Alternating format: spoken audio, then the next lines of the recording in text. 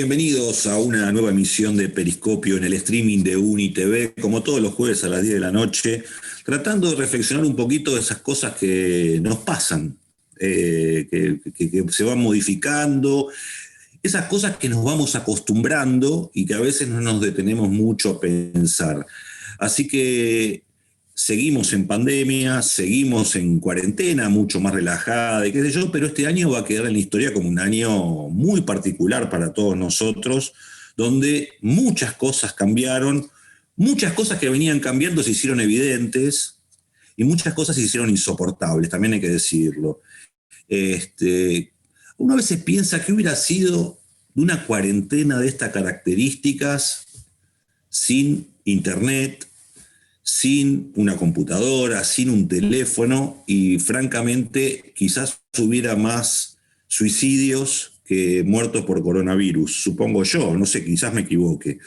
Pero bueno, la cuestión es que en este tiempo se dieron todas estas cuestiones y hace poquito en Netflix se estrenó una película que se llama The Social Dilemma, el dilema de las redes sociales, y nos alertó de alguna manera, o nos puso el foco en algunas cuestiones. Por eso me interesaba charlar justamente sobre el tema de las redes sociales, de la digitalización, de en qué nos estamos convirtiendo, con Pablo Manolo Rodríguez, que es un doctor en ciencias sociales y que viene trabajando hace muchísimos años sobre este asunto, y para cambiar un poco de figuritas, ver cómo la está viendo él, qué cosas empezó a reflexionar en este tiempo, si hubo cosas nuevas o no. ¿Qué haces, Pablo? ¿Cómo te va? ¿Qué tal? ¿Cómo va? Gracias, Damián, por la invitación a todo el equipo ahí. No, nos encontramos por tanto tiempo, ¿no? Hemos transitado pasillos en la facultad. Creo que fuiste profesor mío en taller de radio, si mal no recuerdo. Hace muchos, pero no tenemos que recordar esa vieja época donde ni siquiera internet existía. Es un Escuchame comienzo posible, el comienzo nostálgico es un comienzo posible. Vamos a ir a la nostalgia, porque la nostalgia acá juega también mucho y potentemente. El dilema de las redes sociales, ¿a vos te llamó la atención por algo? ¿No? ¿Cómo la viste? A ver, yo creo que hay varias capas de lecturas posibles. No porque sea tan sofisticado el docudrama.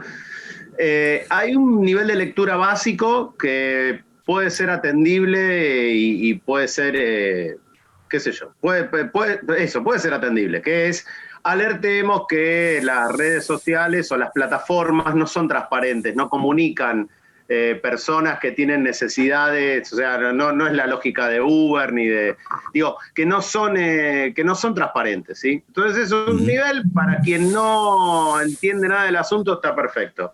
Después, justamente antes de la charla, antes de que comenzáramos ahora en la previa, hablábamos justamente de la ley de medios. Una de las cosas que trajo el problema, la ley de medios, ¿no? La discusión, la ley de medios, en Argentina, pero también todas las discusiones que se dieron también en América Latina, era justamente que ya los medios no eran transparentes, ¿sí? La idea de que uno podía hablar con alguien en un taxi y ese alguien dijera, bueno, también Clarín, ¿sí? Eso es algo que, hablando de la nostalgia, nosotros en la década del 90, la década del 80-90, sí, básicamente 90, estudiábamos comunicación y decíamos, porque los medios construyen la realidad, y uno llegaba a su casa, sí, indignado, tratando de contarle a sus familiares, a sus amigos, los medios construyen la realidad, y era como una novedad. Creo que la ley de medios, desde el punto de vista cultural, trajo la idea de que sí, los medios construyen la realidad, la acomodan, tienen intereses y todo eso, y eso se hizo mucho más generalizado, salió de los pasillos de la carrera de comunicación. Uso esta analogía para analizar Social Dilemma, ¿no? El dilema de redes sociales. Presenta una visión un poco vieja de algo nuevo. Creo que la visión vieja es la vieja teoría de la aguja hipodérmica, según la cual quien produce el mensaje produce inmediatamente su condición de recepción. Entonces, si yo lanzo un mensaje manipulador, lo interesante es que llega, la gente es tonta y recibe la manipulación y se deja manipular sin ningún problema y ni entiende lo que está pasando. Ese nivel de reflexión que maneja la película me parece muy discutible, pero no discutible en los pasillos de la carrera de comunicación. ya también en lo afuera, digamos, en el sentido de que cuando uno dice Clarín miente, también dice existe otra posibilidad de construir otro tipo de realidad. Me parece que eso ya se puso en discusión.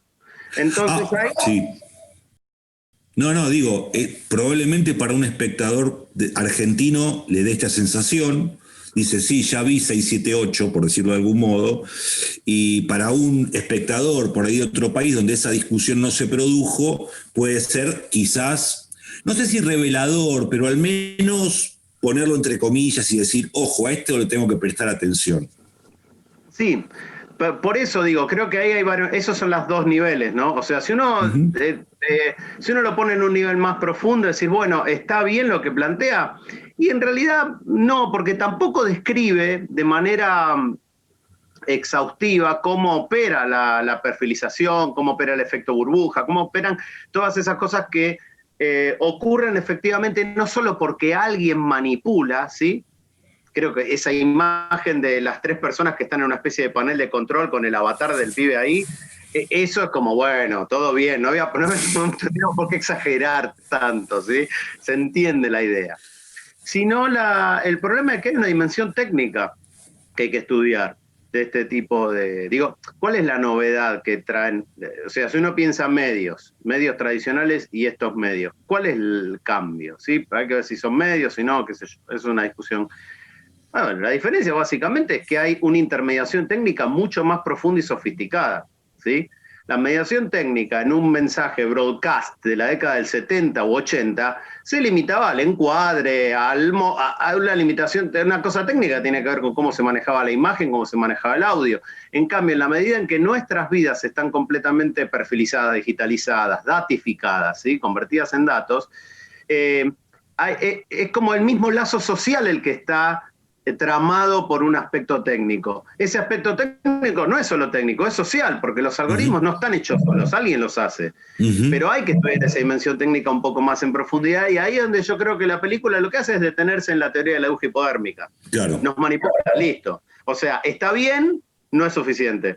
Y sobre todo me parece que sí hay un problema que, bueno, va a ver que es del orden de la factura, ¿no? O sea, las partes dramáticas son dramáticamente malas, entonces Y también esa historia de que es raro esto, ¿no? Porque es una película de Netflix, pero la mayoría de los usuarios de Netflix están fuera de Estados Unidos y sin embargo es tremendamente raviol, tremendamente yankee.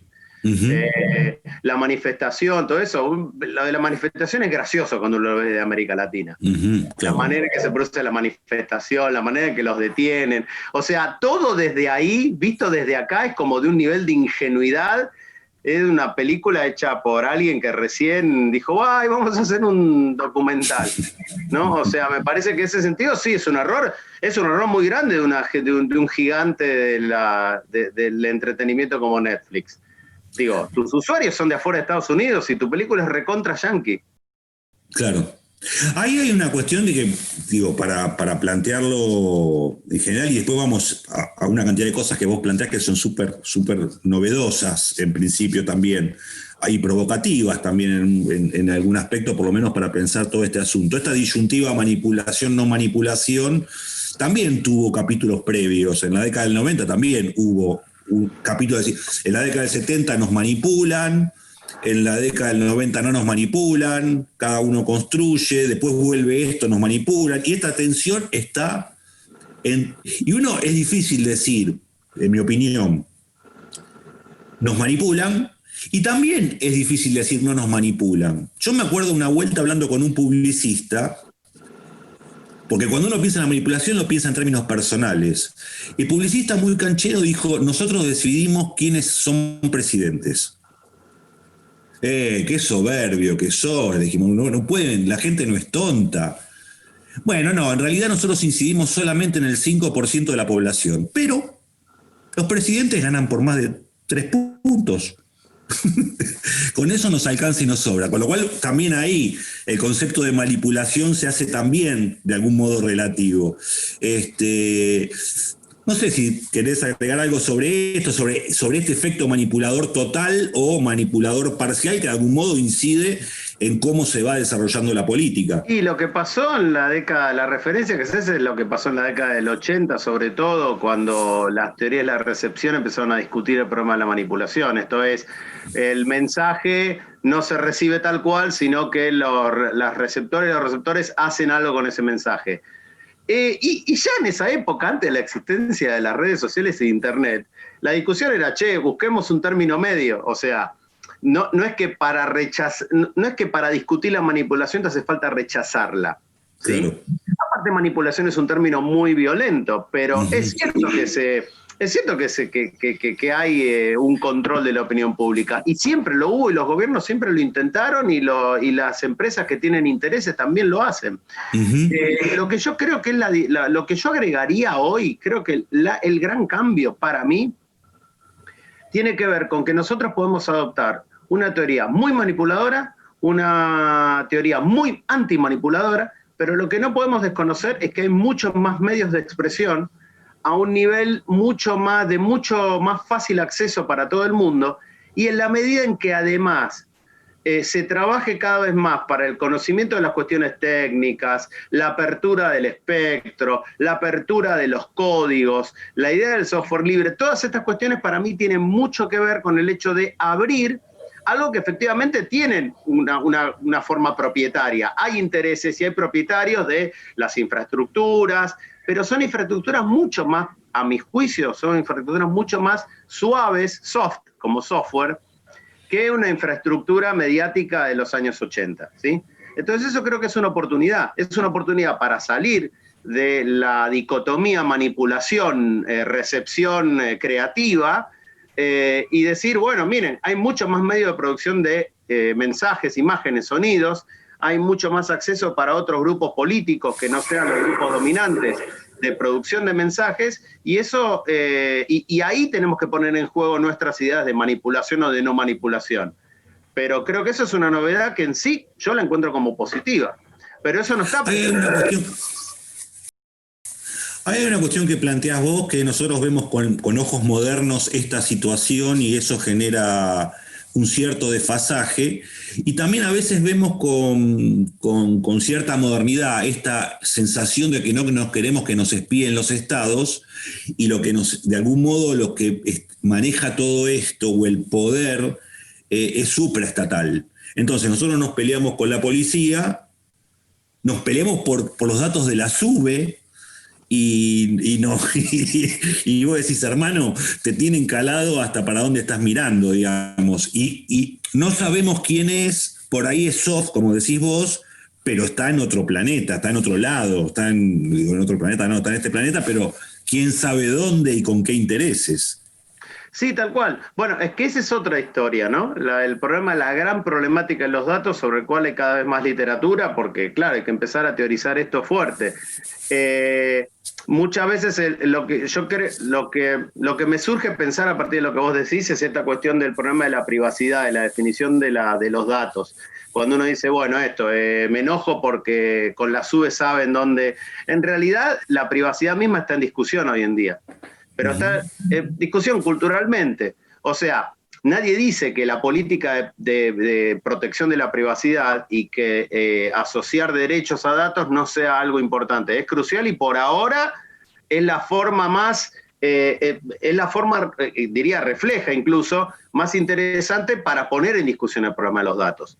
De qué se hace con los datos y cómo se ejerce hoy lo que se llama la datavigilancia. Así que en inglés es mucho más lindo porque cambian el prefijo, entonces surveillance dicen dataveillance, o sea, datavigilancia, datalancia sería en realidad la traducción, pero bueno, datavigilancia queda mal porque no tenés cambio de prefijos, es sumatoria de palabras.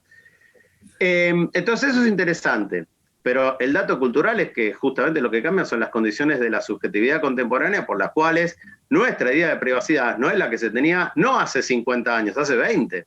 Claro. Entonces ahí es un problema, porque uno dice, dale, defendamos los derechos de la privacidad, sí, en una cultura que ya no la valora. Entonces ahí tenemos un problema y para lo cual estas películas, si bien pueden tener un sinfín de defectos, por lo menos llaman la atención de, mirá, los datos no son cosas objetivas, no es que son emanaciones de tu ser que a vos no te importa. No, con los datos prefiguran o perfilizan con quién te podés relacionar o quién no, si vos confías de manera excesiva en esas mismas redes. Esas mismas redes no te están ofreciendo el mundo en su transparencia. Por eso me parece, a mí una idea fundamental, yo insisto con la idea de transparencia. Nosotros discutimos la idea de transparencia en la década del 80, cuando estudiábamos la carrera, la discutíamos en función de que los medios eran los protagonistas, los medios masivos de comunicación, los protagonistas esenciales de la formación de la opinión pública. Hoy esa formación de la opinión pública para mí fue derivada parcialmente a sistemas algorítmicos. Que sean sistemas algorítmicos quiere decir que son sistemas técnicos que no podemos comprender. Justamente esa es una de las astucias, ese es uno de los modos de no discutir esto. Justamente eso, lo que tenemos que hacer es entender de algoritmos, así como en la década del 80 entendíamos sobre cómo se encuadraba la noticia, digamos. Claro. Ahí el tema del algoritmo se convierte en una especie de monstruo que es malo, pero de algún modo también los algoritmos funcionan como una rutina o toma parte de nuestras rutinas, incluso de la sintaxis de nuestra vida, por decirlo de algún modo. Ahí hay algo de ese orden, con lo cual, si eso no está vinculado de alguna manera, el algoritmo básicamente no funciona. Porque digamos, pareciera que el algoritmo se separó, se endiosa y no tiene nada que ver con nosotros y nos manipula. Hace que la sintaxis de nuestra vida sea modificada, que la rutina de nuestra vida sea modificada, y no necesariamente de ese modo. Yo ahí doy dos ejemplos siempre. No cambio los ejemplos porque no soy una persona original. El primer ejemplo es cuando uno manda un mensaje de texto.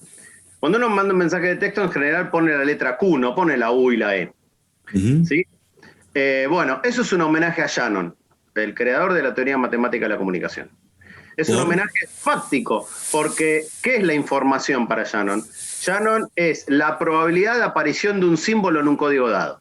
Si es muy probable, tiene poca información. Si es improbable, cuanto más improbable sea, más información tiene. Entonces, yo al momento de escribir la Q, el momento de información es máximo, porque vos no sabés qué estoy escribiendo. Ahora, si estamos en castellano y yo escribo la Q, la probabilidad de que aparezca una U después es del 100%. Por lo tanto, la posición U no tiene información. Y la posición E tendría información poca, porque en realidad, ¿cuántas opciones hay después de la U en castellano? E e I. Salvo que se me ocurra escribir en latín y soy re loco y pongo una A. Bueno, pero no. Entonces ahí, si yo pongo QN, es muy probable que esté diciendo quién. Claro. Entonces, eso es un ejemplo muy claro, y esto va al segundo ejemplo, según el cual nosotros operamos algorítmicamente. La vida también es algoritmo. El algoritmo no está ahí afuera. El segundo ejemplo que doy es Parque Rivadavia versus Spotify. Claro. ¿Sí? Cuando justamente, en esa época, ya que estamos nostálgicos, uno iba a buscar, en mi caso, cassettes de TDK grabados de bandas punk a Parque Rivadavia los domingos. Y eso te llevaba a que alguien te decía que había un boliche, que no sé qué cosa, y te abría hasta una cosita. ¿Qué hacías? Seguir un algoritmo complejo que te llevaba años para llegar a tal banda, para conocer tal tipo de personas, para entrar en cierta atmósfera cultural, que era la que te cabía por lo que fuere. Hoy tenés la playlist de Spotify, que es en realidad una singularización de mis gustos, producto de una estadística masiva. O sea, es interesante porque la estadística no funciona como promedio, sino exactamente como lo contrario, como una personalización y una singularización. Porque las 3 millones de personas que más o menos buscaron lo que vos buscaste, después de esto buscaron tal otra cosa. Y con esta te voy a sorprender. Seguro que esta canción de folclore ruso a vos no se te hubiera ocurrido que te gustaba. Sin embargo, a partir de los 3 millones que yo ya tengo, me di cuenta que te va a gustar y resulta que te gusta. Entonces, ahí, ¿qué es lo que vamos a decir? Uy, ¿Spotify nos domina? Bueno, yo podría decir en el sentido que en la década del 80 la cultura me dominaba. Claro. También estaba siguiendo un paso. Algoritmo Turing, Alan Turing. La definición de algoritmo es cumplimiento de una serie de instrucciones que la realiza una máquina abstracta, que Turing la va a llamar máquina de Turing, pero el algoritmo es un conjunto de cálculos matemáticos, ¿sí? Es una definición matemática. Ahora, lo que nos obliga a preguntarnos lo que vos planteas como una reificación de los algoritmos, esto es, y ahora resulta que el algoritmo es el gran otro malo de todo, es, guarda, tengamos cuidado y preguntémonos cuánto de nuestra vida antes de estos sistemas digitales no estaban también guiados por, vamos a llamarlos algoritmos culturales. Obviamente, no es lo mismo, y esta es la gran novedad de esta época, una de las grandes novedades, no es lo mismo decir que hay que la cultura en algún sentido es algorítmica, que decir que hay una administración algorítmica de la cultura, ¿sí? No es lo mismo, porque la administración algorítmica de la cultura ya supone una mediación técnica muy compleja, en la cual intervienen factores sociales disfrazados de factores técnicos. Disfrazados de factores, cuando uno dice técnico, uno tiene que imaginar que todavía hay una capa, así como está el sentido común según el cual los medios nos manipulan, o más en el sentido común que el otro, ¿no? Que los medios no nos manipulan, también hay un sentido común que indica que la técnica es neutral. Y que entonces lo que nos conecta técnicamente es algo, nada, nos sugiere tales amistades, y porque es objetivo, en realidad, si yo busqué esto y esto, el sistema me sugiere lo que me tiene que sugerir según mis búsquedas. Y la respuesta es no, porque la perfilización esa no está hecha de manera objetiva. Es como decir, yo en Google estoy buscando en la Biblioteca Universal. No, vos estás buscando en el sistema de búsquedas de Google que ya te tiene perfilizado y te va a ofrecer lo que de alguna manera... Entonces, ahí está ese problema, que como se digitalizó el mundo, se datificó mucho más en este escenario pandémico. Lo que nosotros tenemos es una especie de administración acelerada de la cultura vía los algoritmos que efectivamente nosotros, seres humanos, no podemos procesar. Y alguien lo está procesando. Entonces creo que ahí, o sea, se puede hablar de una reificación de los algoritmos, pero con los cuidados del caso. El algoritmo no es un otro, no es Dios, ¿sí? El algoritmo somos nosotros también. Ahí aparece, bueno, el tema de los algoritmos, algo que se discute, el tema del poder, el tema de los estados, pero también está nuestra propia subjetividad. Y sobre esto también me quiero detener y sobre esto también venís trabajando vos, porque además, cuando se viene hablando de revolución de los últimos años, se habla como de dos grandes núcleos que vos lográs vincular, y uno es justamente la digitalización y otro la biotecnología. Sí, si nosotros escuchamos desde hace muchos años que son los dos grandes campos revolucionarios de nuestra cultura, sobre uno de esos campos tenemos mucha información, discutimos mucho, interactuamos, sobre el otro parecería que no, en términos prácticos, ¿no es cierto? Y en tu obra vos lográs de algún modo juntarlos. ¿Cómo lográs juntarlos? ¿O cuál es el punto central de este punto de conexión entre estos dos mundos que para nosotros se nos presenta como ajenos? Y sí, a ver, el plano biotecnológico, si se quiere biopolítico o meramente biológico, es un plano muy complejo porque supone justamente atender a ciertos conocimientos que no son fáciles. Bueno, el algorítmico tampoco. Si uno se pone a discutir con un informático cómo se elabora un algoritmo, agarrate. Es re difícil entender cómo funciona, pero por lo menos podemos entender que es una perfilización. Claro, entender en cambio cuál es la lógica que preside una guarda de células madre, por ejemplo, en términos de qué significa la definición de vida o de los procesos vitales como información, es mucho más complejo. La razón por la cual yo en mi investigación fui por los dos lados es porque lo que los une es lo que dije antes, se llama información. Dicho brevemente, sin que esto suponga conocimientos técnicos, de los cuales yo no dispongo porque yo trabajo con biólogas y con biólogos, pero no soy biólogo y estoy lejos de serlo. Sí, en un par de artículos escribí que la biología molecular es una ciencia de la comunicación, con lo cual tenemos más trabajo nosotros. Nosotras y nosotros en comunicación tenemos trabajo, y yo trabajo eso precisamente con gente de biología molecular de la UBA. Básicamente la idea es que la biología molecular trabaja con la hipótesis de que la vida es información, de que los procesos vitales consisten en un proceso de transmisión de información, ¿sí? Esto todo el mundo lo escuchó, digamos, del ADN. ¿Por qué se habla tanto del ADN? Porque el ADN sería sede de una información. Que es divertido porque si uno lo piensa, el modo en que la biología molecular piensa los procesos biomoleculares se acerca mucho a la teoría de la aguja hipodérmica.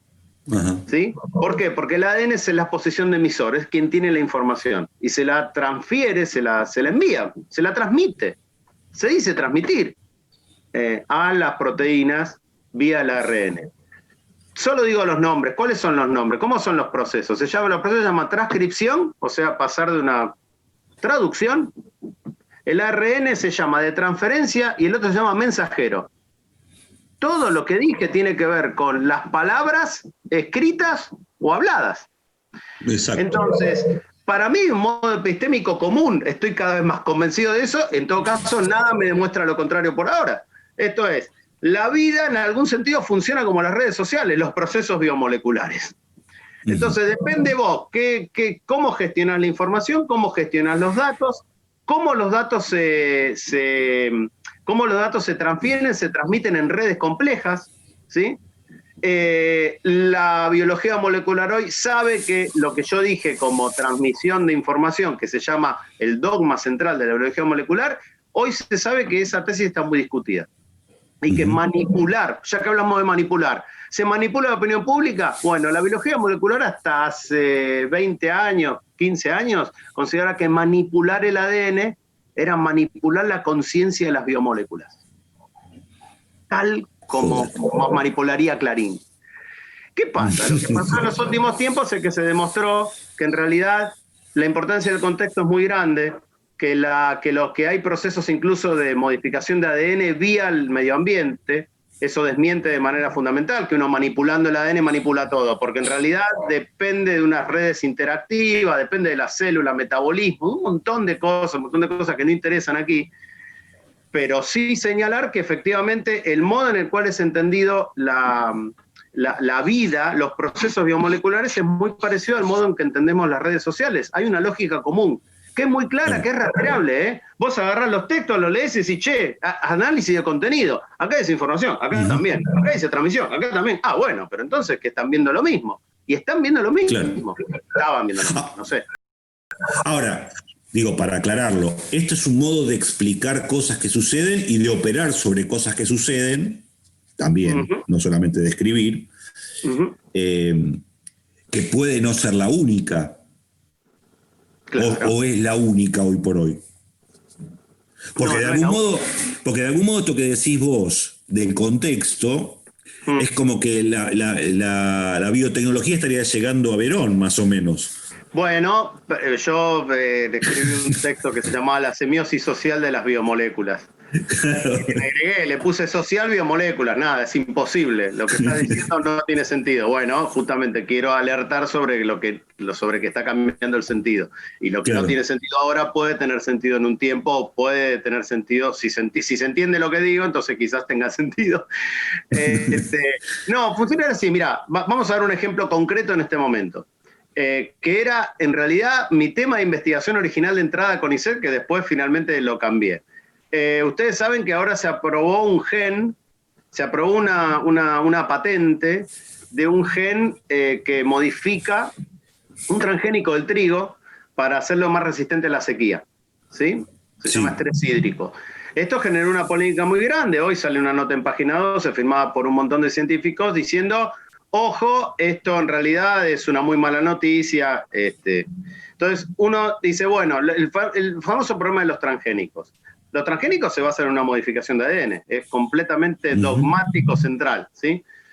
Ahora, ¿por qué funciona? ¿Porque tiene un ADN todopoderoso? No, funciona porque está asociado a un herbicida, porque está asociado a glifosato o a lo que fuere, que mata todo lo que está alrededor. Es un ejemplo muy práctico ese, porque lo que demuestra es que el bicho funciona solo si le arreglás el contexto para que funcione. Claro. ¿Sí? Vos manipulaste el contexto. Yo te vendo contexto. El negocio es vender contexto. Pero por supuesto, a ver, el negocio original de Monsanto y eso era vender el pack, ¿no? El famoso Roundup.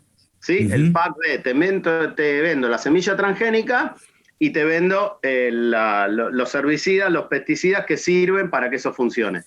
Pero la manera en la que funciona, esto es muy interesante para estudiar cómo funciona también cómo funcionan las redes sociales. Si yo voy a suponer que hay un medio emisor ultrapotente que define todo el destino del proceso que se va a desenvolver, entonces efectivamente yo creo que modifico el ADN y cambié todo y encuadro la noticia de tal modo y manipulo a la gente y listo, ya está. Y todo el mundo va a pensar lo que yo quiero que piense. Claro. Ahora, bien, Y esto podemos hacer un paralelismo entre redes sociales y un medio ambiente agroindustrial. Si yo en realidad meto la semilla transgénica y hago crecer soja o ahora un trigo, un tipo de trigo, pero básicamente para que ande eso, yo lo que hago es fumigar. Fumigar para ese cultivo, ¿eh? Estoy fumigando para el transgénico, para que el transgénico funcione. Entonces yo evidentemente sí aumento la productividad porque el transgénico me permite una reproducción artificial de algo que si no se reproducen naturalmente, que son las semillas, y eso está claro. Pero básicamente también funciona porque maté todo el resto. En ese sentido no sería tan diferente de antes. Antes también había pesticidas, herbicidas y toda la mar en coche. Sin embargo, ahora está este problema, la polémica. Entonces, lo que se discutía en lo que hoy firmaban, en lo que firmaron los científicos CONICET, que además, igual, digo, es una guerra intra-CONICET, porque la investigadora que dirigió todo es Raquel Chan, que es del Instituto Agrotecnológico del Litoral, asociado con otras empresas. Estamos discutiendo cuál es el modelo de desarrollo en función de la existencia de lo transgénico. Entonces, y acá viene una cosa que para la analogía es muy interesante. ¿Cuál sería la solución? Rechacemos los transgénicos en general, son un desastre, no funcionan, hay que volver a... Y eso es más difícil. De la misma manera que ¿cómo soluciona? Y apagá todas las redes sociales, bajate de Facebook, salí de Twitter, salí de Instagram y ya está. Bueno, esa es una solución que ya no va a funcionar. Más bien lo que hay que discutir es las condiciones en las cuales se hacen transgénicos, las condiciones en las cuales se construye una plataforma. No todas las plataformas digitales tienen por qué ser mecanismos de extracción de datos, no todas tienen que estar guiadas por un criterio comercial. Hay en este momento todo un movimiento de cooperativismo de plataformas, o sea, hay en Rosario una experiencia ahora de hacer una especie de mercado libre gratis, hay gente trabajando sobre eso, del mismo modo en que pasado en la zona biotecnológica, no, la única forma de transgénesis posible de concebir no es la que va asociado con un herbicida, pesticida que tiene consecuencias tremendas tanto para el medio ambiente como para los seres humanos. Hay otra manera de construirlo, no hay que rechazar sí o sí. Ojo que es importante esto, porque por ejemplo, Europa, en general, las disposiciones europeas son bastante más conservadoras. Hasta hace no mucho tiempo, y eso que esto es un negocio para el capitalismo, pero como interpretaban también que era un negocio contra Estados Unidos, las posiciones europeas eran casi naturistas, eran casi los OGM, los organismos genéticamente modificados, la verdad que no deberían correr. Yo creo que hoy está bastante demostrado que no todo organismo genéticamente modificado es malo per se, ni es una negociación fáustica, sino es una firma de un tratado con el diablo. Pero sí que lo que hay que examinar son las consecuencias sociales y ambientales, es eso. ¿Y a quién beneficia? Sobre todo, ¿a quién beneficia? O sea, el problema que estamos discutiendo acá son las patentes. O sea, es lícito, esto es una cosa que en biología molecular se discute mucho, es lícito seguir sosteniendo que la investigación biotecnológica depende para su existencia de las patentes. Es una discusión. Claro, totalmente. Ahí vos planteaste, quedó claro la vinculación que vos establecés y el concepto de información como un elemento nuclear para juntar estos dos mundos que para cualquier lego parecen como separados. ¿Qué tiene que ver una cosa con la otra? Y ahí vamos a nuestra propia subjetividad. Ya no somos lo que éramos o lo que pensábamos que éramos. Y de algún modo, en nuestra cabeza, las redes o nuestra presencia en Internet es un medio exclusivamente, ¿no? Una herramienta, podríamos decir. Vos planteás que no es tan así. Lo que yo pienso es que estamos estableciendo una relación con nuestros datos, donde los datos, justamente empleando la imagen que usé antes, los datos no son emanación, una emanación, un vapor que salen de mí mismo, sino que yo mismo soy también o me constituyo en relación con esos datos. Es un tema como sensible, digamos. La manera en la cual lo resolví yo por ahora, pero hay otras, es hablar de un concepto que acuñó un filósofo francés llamado Gilles Deleuze, mucha gente lo conocerá, que es el concepto de lo dividual. Esto es, la idea de que en realidad, si uno piensa, bueno, ¿cómo cambian los individuos? Bueno, individuo quiere decir que no se puede dividir. Individual quiere decir que en realidad, por alguna razón extraña, se divide. Y que cuando se divide, dice Deleuze, cambia de naturaleza. Es una cuestión filosófica, pero bajada a cuestiones concretas de información, masa de información, que lo hace Deleuze en el texto sobre sociedades de control. Lo que nosotros tenemos hoy es que nosotros estamos interactuando constantemente con estos sistemas. Entonces, del mismo modo que yo digo, guarda porque quizás en algún sentido nosotros también somos algoritmos, lo que yo creo que nosotros estamos experimentando hoy es el hecho de que cierto carácter algorítmico de nuestra existencia ha sido transferido a un sistema técnico del cual esperamos que nos digan cosas sobre nosotros mismos. El primer efecto es de sorpresa. ¿Cómo? ¿Resulta que ahora estamos hablando con algoritmos? No, probablemente lo que estemos haciendo es la zona más algorítmica y codificable de nuestra existencia se está relacionando con un sistema técnico que efectivamente es muy sofisticado en su codificación, en su perfilización, y nosotros nos relacionamos con eso. Me parece que un ejemplo muy claro de esto es la noción de perfil. Uno tiene dos nociones de perfil. Por ejemplo, en una red social uno edita su perfil. O sea, uno ofrece una imagen de sí mismo. Al mismo tiempo uno es perfilizado por un sistema del cual uno no conoce que, ¿sí? O sea, cualquier búsqueda de Google, cualquier búsqueda de Facebook, cualquier cosa que hagamos en sentido es lo que nos va a ofrecer o lo que nos va a decir es el resultado de un procesamiento de todas nuestras búsquedas anteriores, de todos nuestros clics anteriores. Hay algunos mecanismos sociotécnicos que fueron diseñados con ese objetivo. El botón me gusta de Facebook. El botón me gusta de Facebook fue creado justamente para hacer minería de datos, fue concebido así. Es cómo puedo hacer para que con un solo clic alguien me dé un conjunto de datos de distintas plataformas. Entonces, si uno tiene abierto Facebook, tiene abierto el mail, tiene abierto el WhatsApp, que es lo que normalmente aparece en cualquier dispositivo, efectivamente ahí está viendo ahí te están recolectando datos de un montón de cosas. Cuando vos después vas a buscar algo en cualquiera de esos sistemas o en otro con el cual se estableció la relación, digo, porque las bases de datos, ustedes saben que están todas compartidas o se venden, se compran. Entonces, efectivamente, parte de uno mismo ha sido transferido, para decirlo brutalmente. Claro. Hay una parte que se fue transferido de uno mismo. Saben más de nosotros que nosotros. Y uno se va a buscar ahí, sabe más de nosotros mismos, pero también nosotros queremos que sepan. O sea, ¿qué pasaría si nosotros decimos a partir de ahora, la verdad que qué garrón, sí, tenés razón, Google la verdad me perfiliza, entonces yo cuando busco no estoy buscando en un lugar objetivo, una especie de biblioteca neutra, sino que en realidad... ¿Y uno qué va a hacer entonces? ¿No va a buscar más por Google? Si Google previamente, y esta es la astucia del bicho Google previamente se aseguró datificar todo el mundo. Se aseguró, ¿sí? Se aseguró tener todos los libros del mundo, se aseguró todo.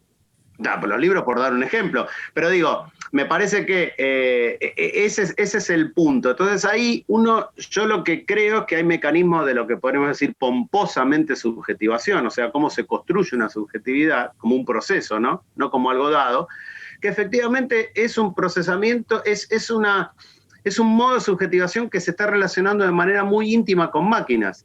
Y eso me devuelve al tema original. Esto era lo que pretendía la gente que construyó la cibernética en la década del 40.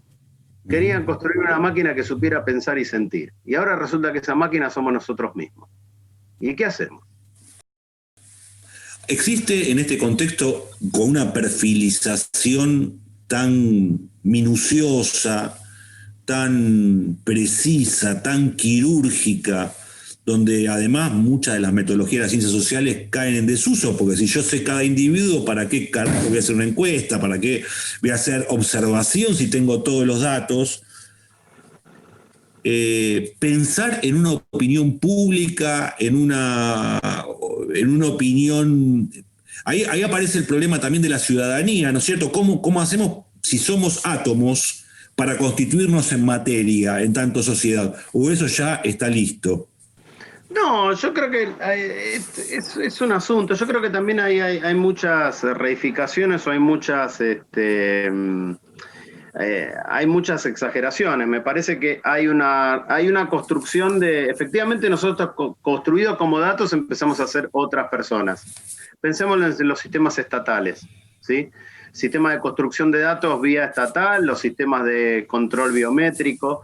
En todos esos casos parece que nosotros ya somos controlados por alguien completamente de afuera, que en realidad, reitero, somos un poco nosotros mismos. Entonces, ahí el problema de la, no sé cómo decirlo, pero el problema de la vigilancia, por ejemplo, es un problema que también compete a nosotros mismos, en tanto nosotros nos autovigilamos y vigilamos a los demás. El proceso de vigilancia no se ejerce sobre un sujeto estatal o privado que está fuera de nosotros mismos. Igual que lo del algoritmo, en todos los casos vemos, para mí, el mismo proceso. Donde vemos dos instancias o tres, alguien que está el poder afuera, en realidad lo que encontrás es que el poder está entramado. Por eso yo en la investigación usaba como marco teórico Foucault, porque me parece que es el que habla de que el poder está entramado. Que esté entramado no quiere decir que esté distribuido equitativamente, para nada. Completamente lo contrario. Quiere decir que cuando alguien te está perfilizando, está definiendo cosas de vos mismo que vos no sabés. Pero en la medida en que vos confías en esos sistemas, estás empezando a ser, como se decía antes y con el cliente, hablado por otro. Y efectivamente uno está empezando a ser hablado por otro. Es un otro técnico, del cual nosotros tenemos que ver, tenemos que recomponer cuál es la condición humana de eso, pero no decir, esto es un proceso inhumano. No es para nada inhumano. Es completamente humano. Es demasiado humano, diríamos con Nietzsche. Aparecen ahí un montón de películas distópicas, históricas, ¿no? Desde Terminator para acá, donde las máquinas toman el control. Nunca termina del todo bien. Supone uno porque es humano. A lo mejor termina bien. Los humanos son los que crean los problemas. Pero bueno, como uno lo ve desde el lugar del humano, no le parece muy copado el asunto. ¿Qué utopía o qué distopía nosotros podemos pensar más hacia adelante con respecto a este control que empiezan a tener las máquinas dialogando, dirías vos, con nosotros? Bueno, ese es un tema interesante porque yo no veo, una de las cosas que más me inquieta es, yo creo que hoy no tenemos una imagen clara de futuro. Pasa que cuando uno hablaba de utopía, distopía, y eso, había una idea de futuro. Incluso en los Terminator, en los Blade Runner, hasta el imaginario, hasta la década del 80-90, era un imaginario donde efectivamente uno decía, bueno, lo que va a venir es esto. Ahora, cuando vos comparás eso, pongámosle con Black Mirror, vos mirás que los capítulos de Black Mirror en general hablan de un futuro distópico que en realidad ya está ocurriendo, con lo cual no es un futuro. Hay algo como le falla. Lo que yo veo en Black Mirror, por ejemplo, es que intentan como recrear esa atmósfera de mirá lo que viene, es tremendo. Y en realidad sí, el problema es que ya llegó, qué sé yo, donde alguien rankean y ve que no tiene ningún like, entonces no le dan bola. Eso es algo que está ocurriendo ahora. ¿Cuál es el gran futuro? Yo creo que uno de los principales problemas que tenemos es una compresión en ese sentido. Y que de la década si se quiere, todo el siglo XX, fue un siglo que se la pasó imaginando cómo iba a ser el futuro en relación con las cuestiones técnicas, y muchas de las cosas que imaginaron no funcionaron. Estamos en el 2020, se supone que en el 2020 teníamos que andar con autitos que hacían, que iban por arriba, no eran autitos, eran cositas que volaban. Bueno, yo estoy acá y todavía los autos siguen existiendo, andamos en bicicleta, eso no es muy, la verdad que no es muy... Hay una qué sé yo, como que ahí yo creo que se apretó. Y me parece que otra de las cosas que es importante señalar es que lo que yo creo que se produjo como un colapso de esa imaginación, porque la realidad es un poco más compleja. Me parece que nosotros no estamos dominados por las máquinas o por los algoritmos, sino que nosotros estamos de algún modo alimentando también los algoritmos, alimentando esa ejemplos, qué sé yo, el reCAPTCHA. ¿Vieron cuando uno puso el reCAPTCHA? Que sí, mostrar las imágenes donde hay tractores. Ahí lo que estamos haciendo es lo que se conoce como entrenar a los algoritmos. Esto es, como los sistemas están completamente distribuidos en la vida social, los mismos sistemas, para poder complejizarse, lo que hacen es justamente pedirle a los humanos que ahí donde ellos no pueden resolver, donde hay un tractor, decime vos, humano, donde hay un tractor. Y luego de 20 millones de humanos diciéndole tractor está acá, ya sabe que va a reconocer el patrón de tractor ahí. ¿Qué hacemos con eso? El algoritmo pasa a ser recontra social. Claro. Y esto me lleva a una cosa que es muy interesante, que decía Marvin Minsky, uno de los personajes centrales de la inteligencia artificial, ya en la década del 60. Es más, si no recuerdo mal, durante el Mayo francés, no el Mayo francés, pero en el año 68, me parece significativo, que decía, bueno, sí, hay mucha gente que se calienta con la idea esta de que si las computadoras piensan o no. La verdad es que las computadoras no piensan porque nosotros no las ponemos en un sistema suficientemente complejo para que piensen. Nosotros pensamos porque vivimos en un ambiente complejo y nosotros condenamos a las computadoras a nuestros propios esclavos. En el momento en que las computadoras las pongamos en un sistema más complejo, que tengan que resolver problemas más complejos justamente, van a empezar a evolucionar, evolucionar, ¿sí? Término biológico. Y bueno, es lo que estamos viendo ahora. Las computadoras ahora, los sistemas informáticos están sometidos a un sistema más complejo, es un sistema social. Le estamos indicando a las computadoras cómo reconocer un tractor, cómo reconocer el concepto de subjetivación, cómo armar Academia Edu, por ejemplo. ¿Cómo se arma un sistema académico hoy? Academia Edu. O sea, en función de mi búsqueda, me va recomendando artículos, lo voy bajando y digo, che, qué artículo interesante, que habla sobre cómo Academia Edu determina lo que yo pienso. Listo, gol. Netflix te hace una película sobre cómo se administra económicamente la cultura. Netflix, que hizo ese documental porque a partir de una encuesta, ¿no? Y ahí voy a retomando la pregunta anterior, una encuesta automática que ya no hace falta hacer, todo el mundo ya sabe. O vos haces un clic y ya la encuesta ya está hecha, y entonces me ofrece un producto para que yo sepa cómo fui perfilizado para consumir ese producto. Es una locura. Ahí aparecen como una mirada preocupante en esto que vos planteás. Vos decís, bueno, no te pones en ludista, no prendamos fuego los servers para preservar la humanidad, por decirlo de alguna manera, pero obviamente esto da una serie de preocupaciones. Algunas de esas preocupaciones se dan por la cuestión de quién maneja el bicho, quién es el dueño de la pelota, digamos, punto uno. Otras también se dan porque es tan sofisticado todo esto que uno dice, ¿dónde me metí? ¿Sí? No tanto por la cuestión del poder, sino por decir, ¿quién controla? Yo quiero controlarme a mí mismo, ¿no? Y me controlo, pero no absolutamente, de algún modo. ¿Cómo resolvemos estos dilemas con respecto a esos temores que aparecen, que son importantes, y que de algún modo tienen como distintas raíces? Bueno, vos dijiste la palabra control, me voy a agarrar a la palabra control. Nos controlamos a nosotros mismos. Nosotros hoy, en alguna medida, nos controlamos a nosotros mismos a los demás mediante esos algoritmos que a la vez son controlados por otros. Con lo cual es un problema, porque es como que, ¿dónde está la diferencia entre lo que yo controlo de mí mismo, lo que controlo de los demás y lo que controlan otros de los demás y de mí mismo? Y ahí estamos en una interacción, es lo mismo que la cuestión del perfil, estamos en una interacción. Lo que yo creo es por qué hay una razón realista para no ser ludita en este punto, que es que de todas maneras la vida ya está entramada socialmente así, es muy difícil desentramarla. Pero lo que yo creo, vuelvo sobre lo que dije antes, hay una diferencia. A ver, digo, si uno se paraba en 1850, 1860, en la construcción del mercado mundial, vos veas una revolución industrial con todo, que necesitaba grandes inversiones, necesitaba redes ferroviarias, qué sé yo, cables transoceánicos para empezar a poner los prototeléfonos que van a empezar a estar, una infraestructura tal que esa infraestructura hoy fue duplicada, bueno, evidentemente hay dueños de esa infraestructura, pero creo que lo que transcurre dentro de esa infraestructura es más maleable que lo que era, no sé, una fábrica de acero en 1850 o en 1950, ¿sí?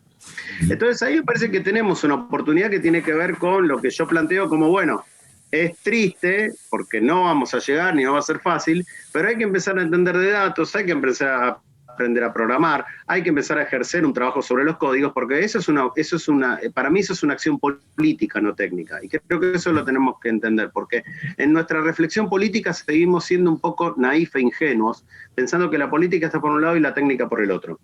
Entonces nosotros decimos, bueno, en el ámbito político la construcción de los grupos sociales o la construcción de comunidades o la construcción de grupos políticos va por un lado, qué sé yo, qué sé cuánto, y por el otro tenemos los sistemas técnicos que nos van a servir para una cosa u otra. La verdad que no, porque los grupos políticos, las comunidades se construyen mediante esos sistemas que vos pensás que son medios de. Por lo tanto, hay que hacer una lectura política de esos medios. Hay que ver, o sea, por un lado, lo que bien conocemos todos sobre la economía política de la comunicación, quiénes son los dueños, quién tiene idea, quién es el dueño, pero también cómo está construida esa infraestructura no, el software más bien, para ver cómo se puede construir de otro modo. Y yo creo que se puede construir de otro modo. Lo que pasa es que exige competencia que todavía no tenemos. Nos exige pensar políticamente la técnica de un modo que falta, digamos, es lo que tenemos que empezar a hacer ahora. ¿Por qué? Porque la técnica se transformó en política. Y esto, la filosofía de la técnica de la década del 60 lo viene diciendo. Hay un autor que se llama Landon Miner, que tiene un capítulo, hay un libro que se llama La ballena y el reactor, y un capítulo que es muy bueno. El título del capítulo es ¿tienen política los artefactos? Entonces dicen, bueno, cuando uno diseña una autopista, ¿qué diseña? Un hecho político. No me vengan con que la idea es el transporte. Bajo la excusa del transporte, lo que yo estoy inventando es un sistema político. ¿Por qué? Y porque estoy diciendo quién se va a transportar, en qué medio, de qué manera, qué grupos sociales van a estar beneficiados o perjudicados por eso. Estoy haciendo política. Bueno, eso mismo es llevarlo a las redes. Es decir, todas las redes sociales, vuelvo sobre lo mismo, todas las redes sociales son base de extracción de datos. No, es Facebook porque a Zuckerberg se le ocurrió ganar guita con esto. No quiere decir que no se pueda hacer una plataforma que no sea extractiva. Claro. Esto es, que use los datos, porque hay algo de la infraestructura del funcionamiento técnico mismo, no soy especialista en esto, pero el funcionamiento técnico que exige justamente los datos para perfilizar, pero esa perfilización no tiene por qué ser los datos como algo que se vende, la perfilización como una interpelación meramente comercial o política de qué es lo que tenés que pensar o qué es lo que tenés que consumir, y depende también de una subjetividad que esté dispuesta a pensar eso. Claro. Repito, a pensar políticamente la tecnología. Claro. Esto es a naturalizarla, ¿no? No, esta tensión entre política y técnica es histórica y siempre fue de esa manera y costó articularlas y entender por qué y sin ponerse en ludista justamente, sin ponerse en instrucción de la técnica, pensar y cómo eso construye condiciones, como bien decías vos. En algunos momentos, también leyendo lo tuyo, tus cosas, me acordé cuando en la década del 90 también se decía que iba a cambiar todo el relato, toda la sintaxis, toda la manera de contar, porque venía la cultura del zapping. El zapping, hay muchas tesis en la carrera, con que el relato, nosotros nos contamos a nosotros mismos a través de una sintaxis que es de zapping. El zapping, hoy por hoy, cambió o mutó, lo podemos decir otra cuestión, pero eso de algún modo se desvaneció, me parece, o en buena medida. Quedó casi como una marca generacional. ¿Vos pensás que esto que está pasando hoy puede pasar también, que esta manera de presentarse frente a las redes sociales en un momento se tienda a desvanecer como una moda o como otra cosa? No lo sé. Yo lo que pienso es que hay lo interesante que encuentro esto, que hay un entrenamiento. A ver, cuando uno piensa en las apps o en las plataformas que tienen medios rudimentarios de edición que te lo permiten trabajar a vos mismo, ¿no? Cualquiera puede editar algo, editar con más o menos niveles de complejidad. Eso tiene un efecto que es interesante, que es la idea de edición, el zapping. Cuando uno pensaba el zapping, de todas maneras hay alguien que producía el zapping, no todo el mundo hacía zapping, era más bien un modo de recepción. Entonces el zapping era una lógica, del mismo modo, también, si vamos más atrás en el tiempo, de vejete que somos nomás, uno puede pensar la estética del videoclip. Claro. La estética fragmentaria del videoclip, que entonces, bueno, todas esas cosas, ¿qué es lo que quizás fallan visto desde hoy en día eso? Que le suponía demasiada potencia a la configuración estética. En el fondo uno puede pensar la estética del videoclip, y bueno, Eisenstein en la década del 20 inventó el montaje, listo, ya está, no es que... A ver, digamos, si nos vamos a poner a pensar en términos de montajes y de cosas, ese cambio de percepción ocurre desde fines del siglo XIX, ¿sí? En ese sentido yo no salgo de esta lógica de Lev Manovich, que él dice, bueno, la lógica de los nuevos medios hay una parte que son la lógica de los medios tradicionales, porque los medios tradicionales no tienen que ver con la literatura del siglo XIX donde te contaban una novela. Eso hace mucho que no es así, ¿sí? Si ya vamos acostumbrados a ver cine, ya pensamos, ya hacemos zapping, siempre hicimos zapping. Ahora, lo que yo creo que es una novedad es, muy entre comillas, un efecto de cierta democratización, y lo pongo entre comillas por lo que voy a decir después, que tiene que ver con, hay una posibilidad de acceso, de auto-editing, ¿no? Que es para todo el mundo que vive en redes. Todo el mundo que vive en redes antes era, vamos a decirlo así, en la época de los grandes medios, que eran siempre de otros, toda la edición era de los otros. Ahora hay unas autoediciones. Lo que pasa que, dicho esto, ¿por qué lo pongo entre comillas? Porque lo puede hacer todo el mundo, pero lo que se puede hacer es algo que ya está prefigurado, no es que vos armaste el software. El software está determinado, podés hacer esto, aquello, lo otro, y no es que puedas hacer cualquier cosa. Esto también es algo que, otra vez vuelvo con la cuestión de la transparencia, que ciertas cosas estén presentadas de un modo u otro, tiene que ver con una decisión de alguien o de un grupo, no con que eso está presentado así. Porque las ediciones suponen una foto con un texto de tal modo o de tal otro. Entonces ahí otra vez entramos al problema de la diferencia entre el sesgo técnico y el sesgo cultural, que se dice. En la inteligencia artificial se usa mucho esta distinción. ¿Cuál es el sesgo técnico de la perfilización y el sesgo cultural? ¿Cuál es el sesgo cultural? Es el que puedo combatir, tipo que mi algoritmo no sea racista.